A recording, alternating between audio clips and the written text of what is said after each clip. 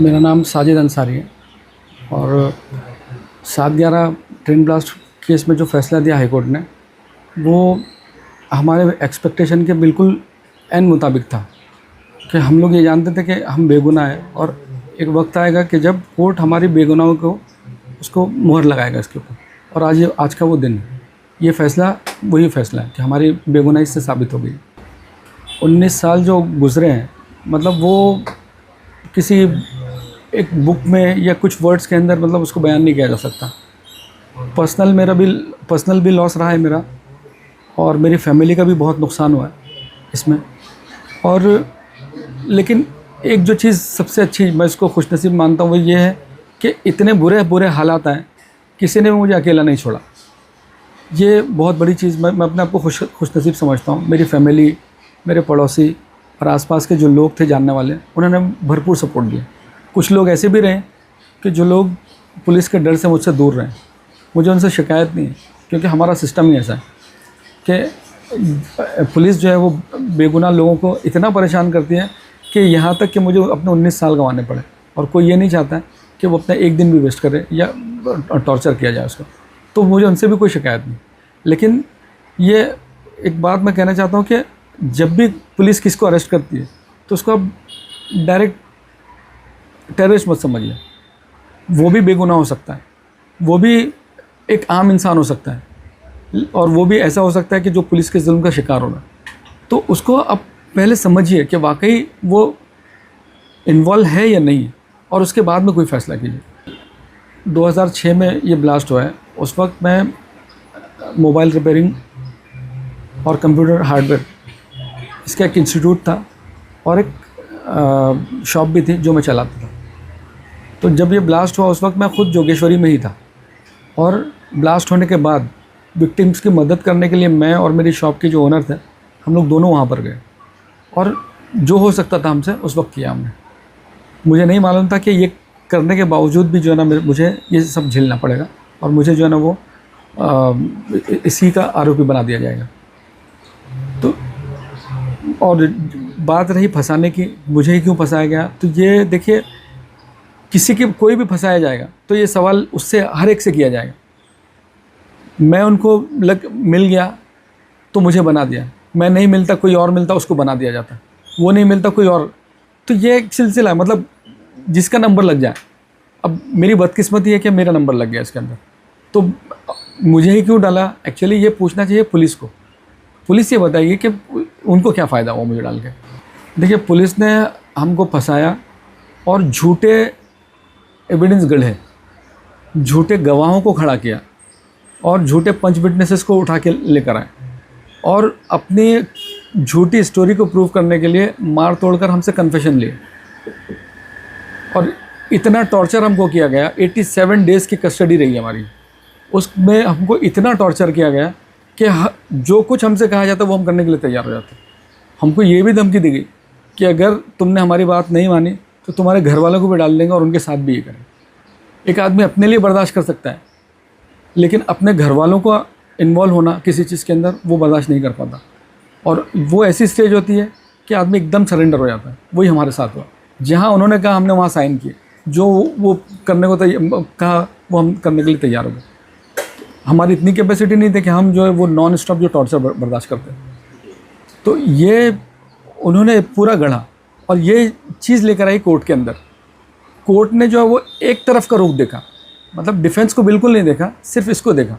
और फिर इतना प्रेशर मीडिया का होता है, गवर्नमेंट का होता है कि वहाँ पर अगर छोड़ दिया जाता तो ये होता है कि फिर असल आरोपी कहाँ चले गए। अगर इन्होंने नहीं किया तो फिर क्यों इनको डाला गया, ये एक सवाल पूछा जाता है। होना ये चाहिए कि शुरू से ही जो इन्वेस्टिगेशन है वो एकदम सही हो और सही जो लोग हैं एक्चुअल जो जिन्होंने जुर्म किया उन लोगों को पकड़ा जाना चाहिए। और हम जैसे को जब पकड़ा जाएगा तो फिर यही हल होने वाला है। हाई कोर्ट ने एक एक एविडेंस को बहुत बारीकी से देखा। हमको एक दूसरे से कनेक्टेड बताया गया लेकिन पुलिस ने CDR नहीं प्रोड्यूस किया हाई कोर्ट में। हम जब हाई कोर्ट में अपने डिफेंस के लिए गए तब हाई कोर्ट ने हमको कहा कि नहीं, इनका CDR मिलना चाहिए। जो पंच और विटनेसेस खड़े किए थे उनके ऊपर कई केसेस बहुत पुराने थे, मतलब कई कई केसेस के अंदर वो लोग विटनेसेस थे, पंच थे। हाई कोर्ट ने उसको देखा कि नहीं ये है। इवन आई विटनेसेस जो थे वो भी कई कई दूसरे केसेस के अंदर विटनेसेस थे। तो अब देखिए, मतलब हाई कोर्ट ने इसको मानने से इनकार कर दिया। झूठी टीआईपी हुई। टीआईपी जो हुई हम हमारे मतलब ओळख परेड जिसको बोलते हैं, तो उसमें सामने पुलिस रह के इशारा करती थी कि ये है, और तब हमको पहचाना गया। हमको कुछ नहीं मालूम था कानून के बारे में, ज़ीरो थे हम लोग, बिल्कुल ज़ीरो, और इसी वजह से हम लोग कुछ भी नहीं कर पाए। फिर जब हमको धीरे धीरे समझ में आई बात, तो फिर हमने जो है वो एक एक चीज़ कोर्ट के सामने लानी शुरू की।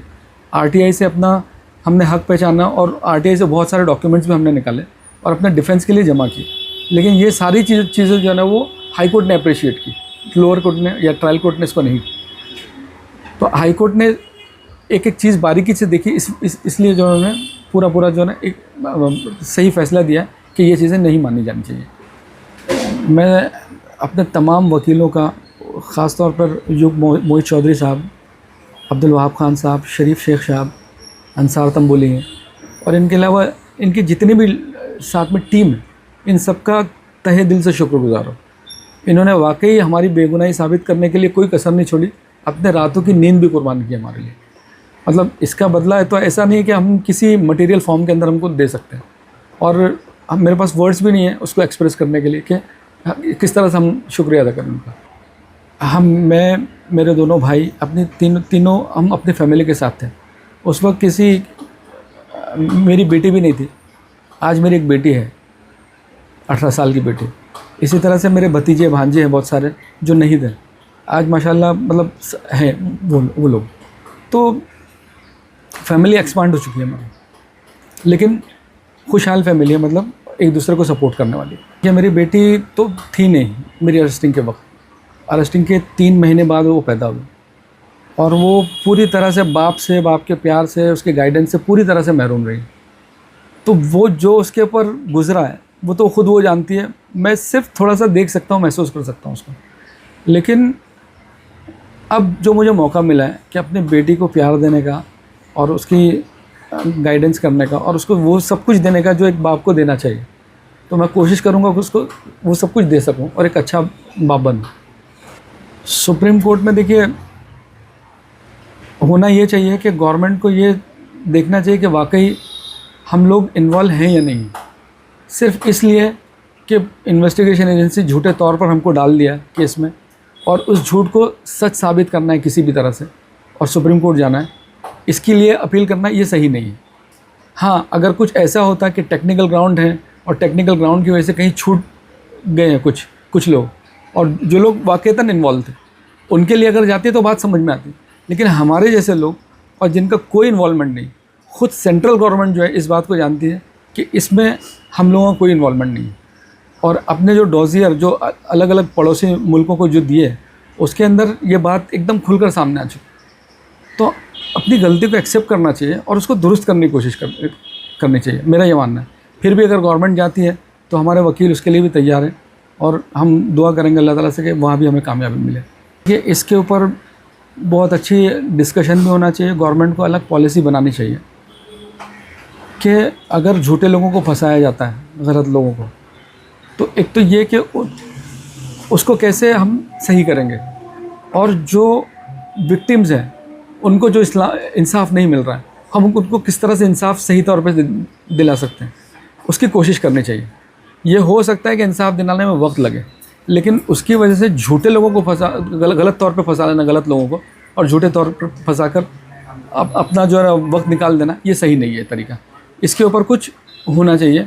और मैं इनसे ये कहना चाहता हूँ जो विक्टिम्स हैं कि आपकी तरह मैं भी विक्टिम हूँ, और मुझे पूरी हमदर्दी है आप लोगों के साथ में कि आपको भी इंसाफ नहीं मिला है और हमारे साथ भी जुल्म हुआ।